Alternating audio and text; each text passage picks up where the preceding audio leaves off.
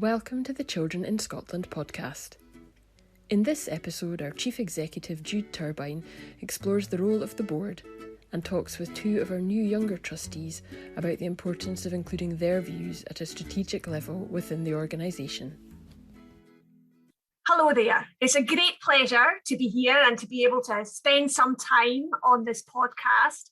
And what we're going to do today is talk a little bit about why it's so important that young people are at the heart of decision making about their lives. We have with us today Peter Reich and Rachael Hatfield, who are going to be our new younger trustees. So they'll be talking to you. I'll get them to introduce themselves in a minute. But it's probably worth just putting a bit of context around this and why we're chatting today with Rachael and Peter. And who am I, of course? I haven't introduced myself. So I'm Jude Turbyne. I'm the Chief Executive of Children in Scotland.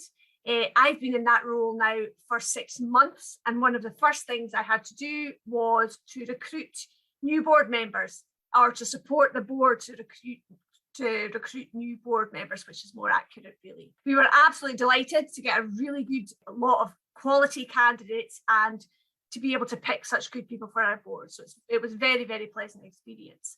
And one of the nicest things was hearing what people knew about Children in Scotland and why they were thinking about joining the board. So it was very positive. For those of you who are not steeped in charity law, the board is a bit of the organisation that's in management and control of the organisation. The people on the board are called directors. In law, they're called trustees. And they're the ones who set the strategic direction of the organisation. They're the ones who hold the staff to account. They have oversight of what the organisation does. And basically, they're my boss. So they're very important people in my mind. One of the things that we're very committed to in Children in Scotland is making sure that children's voices and children's experiences are represented at every layer of the organisation, and that includes the board. And so both Peter and Rachael are younger board members, and it's great to have them on board. And it's something that we are committed to in terms of how we as Children in Scotland can really live out our values and make sure that younger people are at the heart of what we do at every level. So now to get them to introduce themselves, I'm going to get Peter and Rachael to say who they are and to say a little bit about why they were inspired to apply for the role as a director of Children in Scotland. So who wants to go first? Rachael, would you like to go first? Yeah, sure. So I'm Rachael. I'm 22.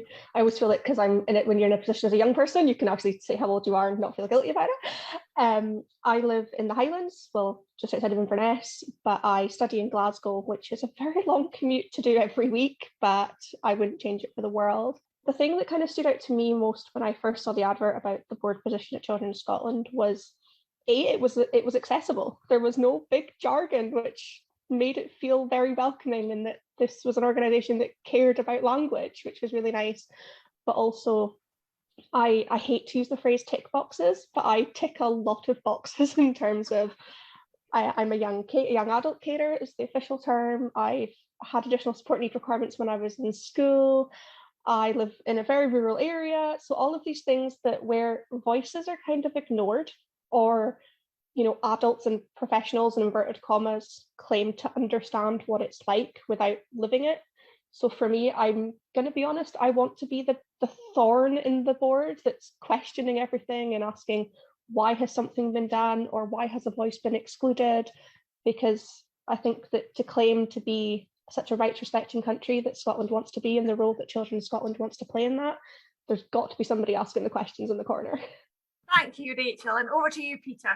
Introduce yourself and say a little bit about why you were inspired to join. Yeah, absolutely. I'll try and follow up that. So my name's Peter. I'm similarly a student, and I suppose in terms of why I was interested in this, really, like, for the past 5 years, kind of front and center of my volunteering experience has been on trying to enhance the voice and control that young people have over decisions affecting their own lives.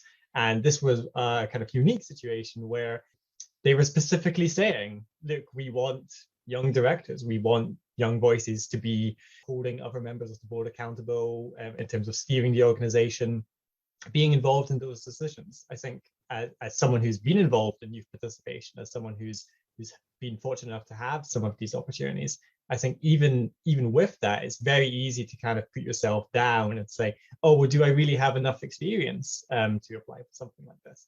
To even consider yourself. So that there's a lot of I think self-elimination among young people that we can tend to think, oh, well, do we have something to go and offer that the board would be interested in? And so I think what was really good about this opportunity was they were saying, actually, no, we would actually really like some young voices to go and complement decision making. And so really excited to try and bring a youth angle to some of these decisions. Thank you very much. That's great for starters. So we're going to go into a few issues in a bit more depth now. So talking a bit about child rights and involving children in decision making, and maybe starting with a specific example. I don't know if you feel this, but it does feel like this. From where I'm sitting, there has been some progress made over the last couple of years in terms of putting children and youth participation at the core of advisory boards, decision making, trying to get it right, trying not to just make it a tick box. Rachel, you're trying to make it a real thing. And I suppose recently we've just seen the Muir report being published, and that's had that kind of, the title is, let me just get it right, putting learners at the centre, and that's obviously what we want to see. And I think, Rachel, if I'm not wrong, you were involved with the SQA Where's Our Say campaign, about making sure that children's voices and views on the exam system were taken into account in terms of what the exam system in Scotland should look like. So can you tell us a little bit about that experience? Because I think I think people would like to hear about that. Yeah, so that was quite a turning point, I think, in terms of previous activism and participation work that I've done. It was the first time where it was truly youth-led. There wasn't an organisation with an agenda or an adult trying to tell us how to do things. We had amazing support from other organisations, I will admit, but that's what it was. It was support. It was, as a young person, I was encouraged to go and say that thing that might be wrong and learn how to recover from it. I was encouraged to, make mistakes and figure out how to almost create a rebound, because how was I going to learn if I didn't have that experience? But in terms of SQA Where's Our Say, it started off in probably the most typical young person fashion ever. In the middle of a pandemic, just a group of young people on a Zoom call having a rant about everything. And it just so happened that the examination process was one of these things that came up. And, as I say, being an older young person, I guess, in terms of young people that were sitting at exams, my immediate reaction was, you know what, some of these issues regarding, the additional support or the exam process, they existed when I sat my national exams. These were not new. It was just highly unfortunate that it happened on a mass scale, and that's what brought it to the forefront. And at the same point, I was watching my brother, who was doing an SQA accredited college course, being put at a disadvantage because his course had a practical residential element that, obviously, given legislation, couldn't go ahead. So again, it was me sitting there going, my brother doesn't have any additional requirements, but this thing's affecting him. And yeah, over the course of what has turned into almost 2 years, because obviously in some ways a battle is still continuing, it brought young people together with, for example, the Children and Young People's Commissioner's Office. Some people did not know that we had a commissioner for children and young people in Scotland. So to actually encourage those voices that I mentioned in the introduction to sit virtually with the commissioner and with that office and explain what this system meant and how it was impacting them, to have them meet MSPs. And for me, there was a lot of haggling with MSPs to be like, it's 20 minutes of your life, but it's really important. And then to actually hear maybe direct quotes the next day in the parliamentary chamber and think, somebody listened, somebody has actually written on a post-it note and taken what they've said, and it was a great feeling. And obviously when, the first kind of major U-turn happened, I am not going to lie, I cried. I was watching the news, I was in tears, it was not a pretty sight. But it was that moment where, for the first time, I felt like as a young person, I've changed something. I was part of something. And it's kind of speared me since. And I say me, there was a group of us, and I'm forever proud of the hundreds of young people that emailed their own rant and their own story, because behind every email address, behind every phone call, that was a real person. And I think that's something that I've really stuck on with, is every single decision that we make regarding children's rights, there is going to be a real person impacted, whether it be positively or negatively, and to actually have that at the forefront. And yeah, to see the Muir report written with such a headline was, again, phenomenal. To think that it was putting the learner at the centre. And what I love about the word learner, it's all ages. That includes us, the three of us today. We are always learners. So to know that young people were part of that and not singled out actually was a really powerful move. Thank you very much, Rachel. That's a great example and very sort of uplifting, actually, quite nice. And I really like your reflection of the fact that sometimes things are only brought to the forefront during a crisis. And that's why a crisis can, well, I hate to say be quite a good thing, because the pandemic was not a good thing, but actually some of the things that it brings out are quite it's quite good, because it brings certain issues to the forefront, and then you can actually sort of face them head on and deal with them. So thanks very much.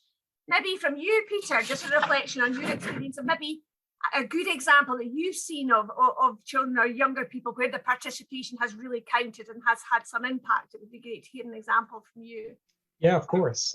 So in terms of my background, it's primarily been with the Scholarship Parliament, and being aware of the joint meeting that's been taking place for a number of years now between the First Minister and the Scottish Cabinet, and both the Scottish Parliament and the Children's Parliament, I think is a really good example where young people are at the decision-making table, are able to go and communicate their priorities, have their voices heard, which, as young people, I'm not getting any younger, but I'm still as a young person. It's not something you take for granted. Certainly, it's a good feeling to be heard and to feel that you are sincerely being heard, and it's not just a kind of a tick box exercise. And so yeah, I think in terms of that, with the issues of UNCRC incorporation being raised, with the actions that's been taken, it's been really good to go and see some of the Scottish Parliament's priorities being realised through. If you're meeting with government officials, or as Rachel was saying, in the parliamentary chamber, is really empowering, and I think genuinely a sense of relief when you see years of work resulting in some change. And for me, that's probably been the age of criminal responsibility. That was something that I worked on with the Scottish Youth Parliament and with the Justice Committee, and to go and get progress on that through the Scottish Parliament, and to know that even a small role in kind of bringing some change forward to improve the state of the law existing for children and young people in Scotland, making Scotland that little bit better of a place to grow up in, is a really good feeling. And it's very easy when you get that feeling to kind of get hooked on it and see, okay, what's the next change I can work on. So definitely a positive thing to get addicted on making some good change. Yeah. Thanks, Peter. That's great.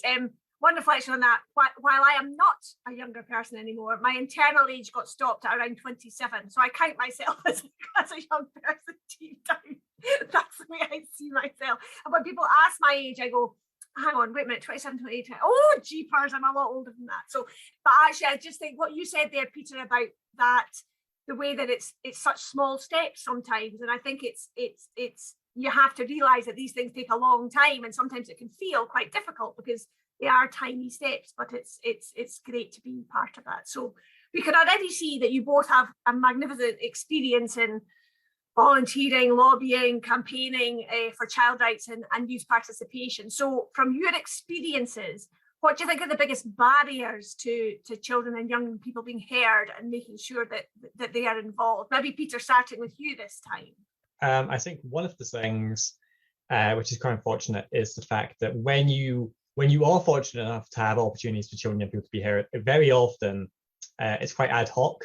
That it's kind of like one-off meetings rather than something a little bit more structured, where you can kind of more easily and more effectively gauge progress. And I think the fact of the matter is, and that's something actually that we learned with the Scottish Youth Parliament, was actually telling young people that when you've been consulting with them, asking for their views and saying, oh, well, what's really interesting is we asked for your views, we collected them, and then this is what we did with them.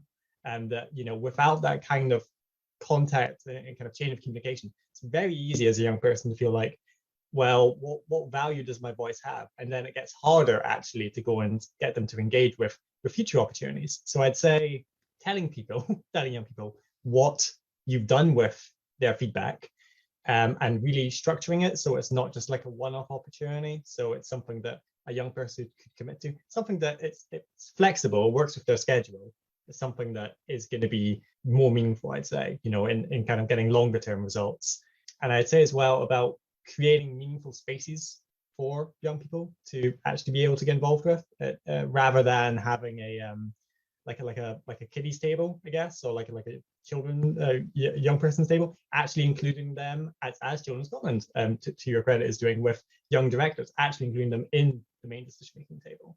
And there are examples you could go and see, whether it's the OSCE or the Council of Europe, where they have actually been including young voices in their direct decision making, institutionalizing young people's voices. And I think that's probably the most effective way, most time effective way as well, to get young voices in there and to try and counter a sense of youth alienation, because then the participants could go and say, actually, no, I did feel heard.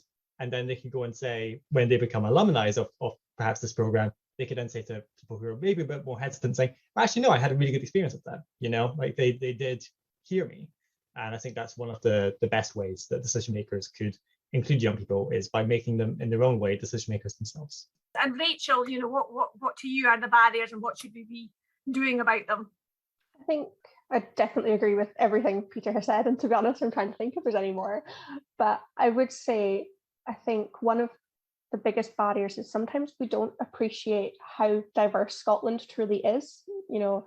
As I say, I live in the Highlands, and if we can think back to pre-pandemic days, nothing used to bug me more than seeing an amazing opportunity, but it was in Edinburgh at 9:30 in the morning, and for whatever reason, organisations wouldn't cover accommodation, or I once saw an opportunity where the travel cost was limited to £10 return. That wouldn't have got me out of my village.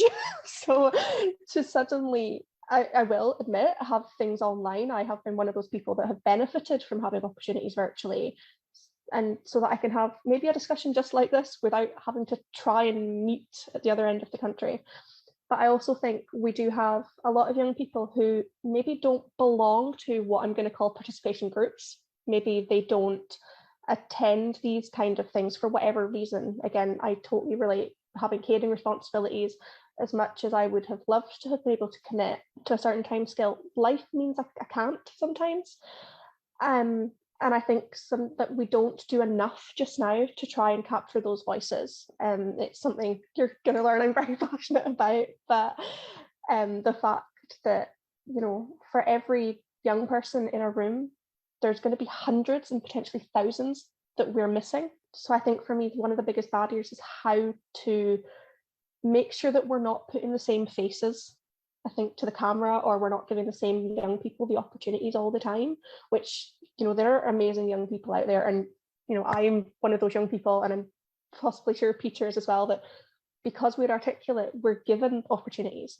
But there's young people that maybe aren't confident or don't have the resources or the support to be able to do that. And I think one of the biggest barriers we've got is that kind of lack of, be it youth work funding or just opportunities. And obviously to overcome that's a massive issue. And I've just mentioned funding as one thing, but, I definitely think more needs to be done to just kind of highlight that every single voice matters. And I think I'd be really interested actually to put this out there to people listening. I'd be really open and interested to know what ideas already exist, because I think, we are three people, we are three very different people, but I think I'd love to hear from maybe those hundreds or thousands that aren't sure. And I think that's a very good point, because sometimes you sort of say, oh, yes, we've talked to children and young people. You're like, yes, we've talked to 4 children and young people. And what does that reflect? So it's how to get that plethora of voices, that mixture of voices from across the piece. And I think that's something that, we as Children in Scotland need to challenge ourselves on and check that we're trying our hardest to do that, both through our own networks, but also through other ways of reaching them. So that's great. And obviously one of the big things that's happening in Scotland at the moment is the implementation of UNCRC. What impact do you think that's going to have for children and young people and their participation and so on? Rachel? I think the implementation of the UNCRC is going to have a massive effect. The fact that things that they might have been maybes, maybe an organization has to listen, or maybe an organization's gonna consult. It's gonna become they have to, it's gonna become they must. And I think to actually put that responsibility somewhere is amazing. And I think the fact that it's kind of diverting away from young people having to go and look and try and be listened, listened to, it should be already there. And I think it's going to help with these voices that we're missing. They're hopefully going to come forward and be supported to do so. But I don't think we're going to truly appreciate the effects until, we look back after even a year and see the change that it's going to make. But I'm really excited to see exactly what's going to happen. Peter, do you have some perspective on that? I think absolutely. I think Rachel's absolutely right that, the transfer or the transition rather of kind of these things being niceties, things that are nice when organizations or authorities do them in terms of consulting young people on things affecting them, to actually change that into a responsibility on their part and a right on the part of children and young people. I mean, that is massive. And, the extent to which it empowers, whether it's Children and Young People's Commissioner, whether it's the courts, whether it's law enforcement, the tools that incorporation gives for, on the domestic level, and the authorities to go and act on behalf of children and young people and to empower them, and also for children and young people themselves to be empowered and to really have their voices heard, especially with Article 12, the right to be heard and to be considered, the voice considered on decisions affecting them. I think that is going to be massive. And I think Rachel is correct again. I mean, I think that's going to be something like a shockwave that is going to take some time to the effect is almost having to be looking in retrospect rather than something that we can kind of say with certainty right now. But it's not going to be piecemeal. It is going to be significant. No, I think that's right. It's such a significant change that, there'll be mistakes along the way. I liked something you said earlier. What was it, Rachel, about having the space to make mistakes and learn from them? Because actually, I think that's something we could all do as a society, in this age of Twitter and, everything else where everybody's always shouting at each other. Actually being allowed to make a mistake and to apologise for it and then move on is a great thing. And I think with UNCRC, hopefully the progress will be good and fast and whatever, but we will have to learn, I think, as we go along that path, to get it right and so on. But it's great. Yeah, what a fantastic opportunity for us all. Okay, I'm going to move on a bit to talk about our board now and what you're going to bring to that. So obviously you're going to be my bosses, so be nice to me because, and obviously it's a big opportunity to bring different voices to the board. So you're bringing your own voice. You'll, in a sense, you'll be linked into different networks, and you can bring different views and so on. But we're not asking you to represent every single, as Rachel's saying, every single young person in the whole planet. But you've also, I suppose, sitting on the board, there's always that element of horizon scanning, that element of looking at issues, the element of bringing issues.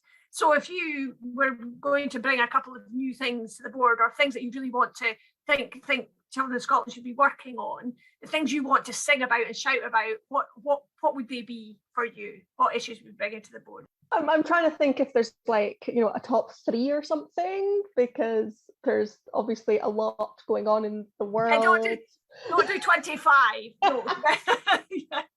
I think for me, the things, as I've mentioned, that I'm so passionate about, the state of the education system and the state of education in Scotland is definitely something, especially where those additional support needs and requirements. And I think actually, for me, it'd be really interesting to look at what Children Scotland is already doing regarding additional support needs. I used the mediation service when I was in school, things like that. So I have seen it from the young person's angle, but also to look at, as the world is changing and as dynamics are changing, is things like the services changing with it?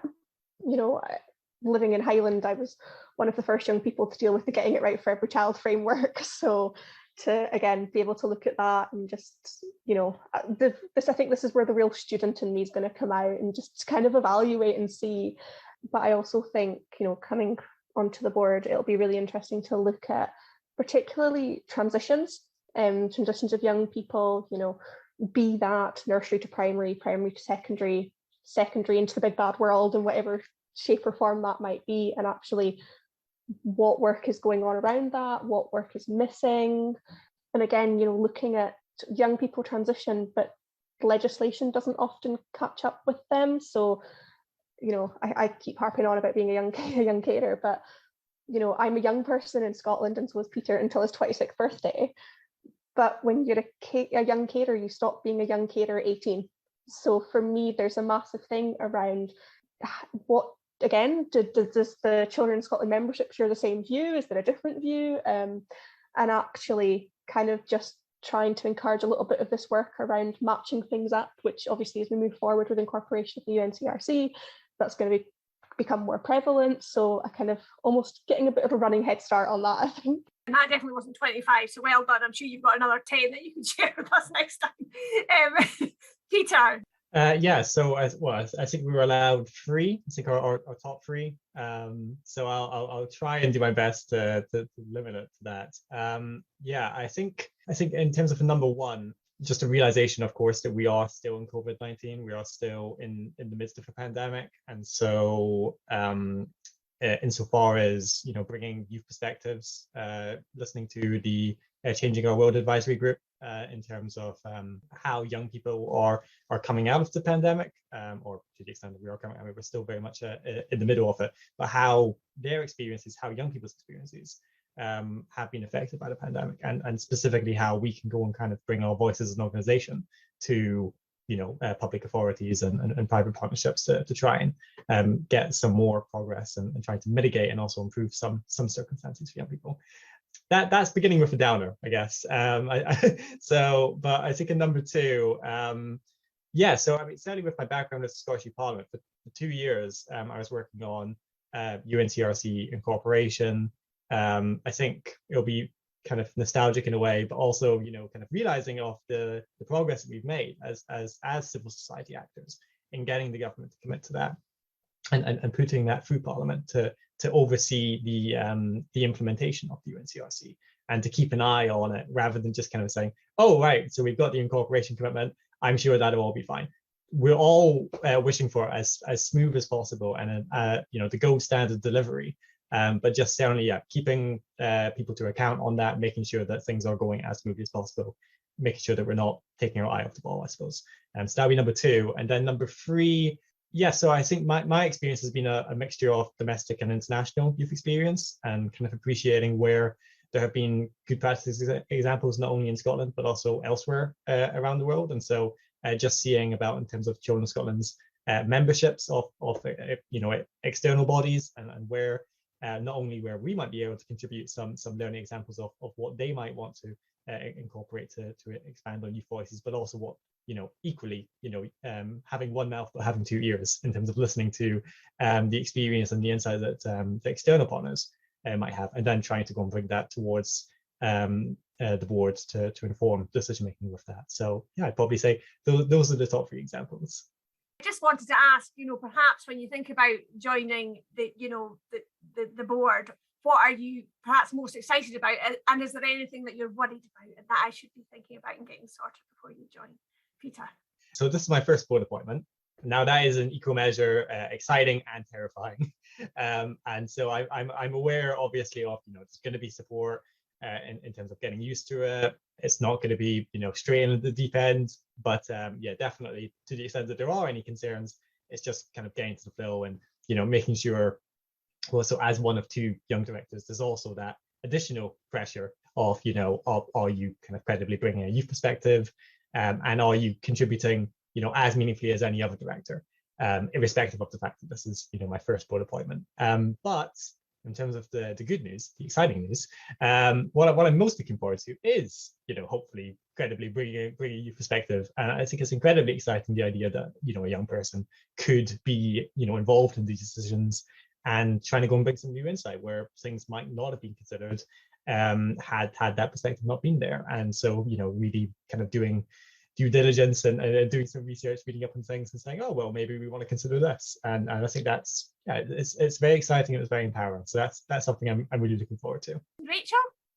I don't think there's anything in terms of like concerns or worries. I think kind of it'll be a case of, again, maybe looking back in retrospect and thinking, you know what, I really wish I'd asked this or I'd sent this email sooner. So I kind of, in a way, I look forward to maybe having that chat with you in a few months' time and seeing where we're at. But I think, yeah, I'm really excited as well to potentially bring, as much as bringing the experience that I can bring, you know, to learn from everybody else, but I also think to act as, you know, a little bit of a, I don't want to say a model, because I don't think that's the right word, but to encourage other organisations to meaningfully have young people on their board or as part of advisory groups and things like that. And I actually look forward to maybe hopefully working with Peter as well to share our experience as we go through our time on the board and highlight that, you know, the work that we've done and how we're going to contribute, and actually show that it, you know, it has been meaningful. And, you know, when the time comes again for new board appointments, that we're able to showcase what we've done and encourage more younger voices. I think one thing that I reflect on and think is really important is that I think sometimes even on, you know, on different boards, people get brought on for different reasons, and then they don't, you know, one of the real things in charity law is that it's collective responsibility, and everybody is responsible across the board, and nobody should feel like it's not just there to have the younger perspective, it's there to be the guardian of the organisation. And if we are not succeeding in making sure that people have the right information to be able to do that, then that's something that, you know, the board has to hold me to account to as well, in terms of making sure that happens, because it's very important that, you know, everybody's there as equals. You know, well, the convener has to do more work, but apart from that, everybody's equal. Everybody's equal. So that's, you know, I think that's it. Is there anything else you'd like to say before we wrap up, Peter? Nothing especially. I mean, I think it's been incredibly thorough. But yeah, I think if I was to add anything, it would be only to echo Rachel's point about, you know, hoping that, you know, at the end of our term, that we'll be able to demonstrate good work and an example to other organizations that this might be something that they would wish to consider about including more young perspectives. And I think it's something like fewer than 3% of trustees are under 30 years old. So yeah, definitely, you know, hoping that this can be a good example for other organizations that, you know, they should really try and redouble their efforts to get more young voices, because it is important. Rachel? Yeah, I think kind of just to round off, I think just to reiterate that, you know, I'm quite excited. Again, you know, this is the first kind of really big national opportunity to be on a board that I've had. So to be able to take it is amazing. And yeah, I guess I just really look forward to being able to look back in, you know, 6 months, a year, and as we go on and see things that will be happening. And I look forward to being able to play a role in shaping the future of Scotland for young people. Thank you very much. Thanks, Peter. Thanks, Rachel. I think that's been a really great discussion, and thanks for spending the time this afternoon just to share your thoughts. I think it's been very helpful and very insightful. Thanks. Thank you for listening to the Children in Scotland podcast. For more information about all of our work, head to our website at childreninscotland.org.uk.